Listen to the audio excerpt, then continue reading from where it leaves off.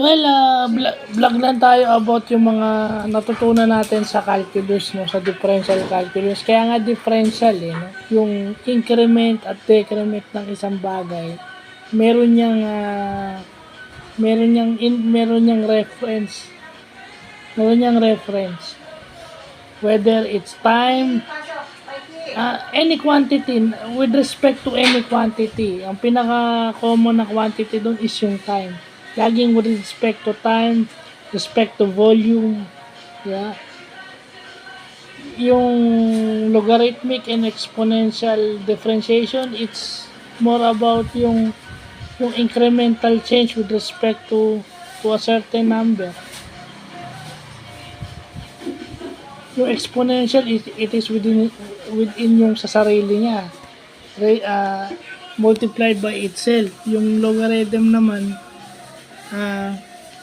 parang yun yung other ways of expressing yung exponent with respect to a certain base naman.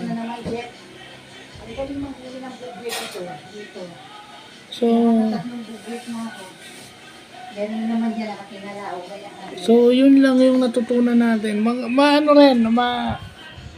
As an IT and computer science na lagi kong ini-emphasize, naintindihan ko kung bakit kasama to sa curriculum kasi yung with respect to changes. Kailangan matuto tayong mag-analyze ng continuous at discontinued graphs or pwede tayong may mga bagay sa computer science and information technology na continuous at discontinuous with respect to a certain quantity or with a certain thing, di ba? Yun yung natutunan ko sa calculus. Kasi nung una, takot ako sa calculus. Ngayon, hindi na. Pangatlo yan, hindi niya kalilig. Nung nakita natin yung kagaya ng squeeze theorem, di ba? Kaya nga squeeze yun. Kaya nga sinabing squeeze yun dahil anong tawag rito? Kailangan yung gitna would approximately equal yung nasa kanan tsaka yung nasa kaliwa kasi squeeze. So pag in-squeeze ng kaliwat kanan, alalabas yung kaliwa. Yung kaliwat kanan, alalabas yung gitna. Squeeze.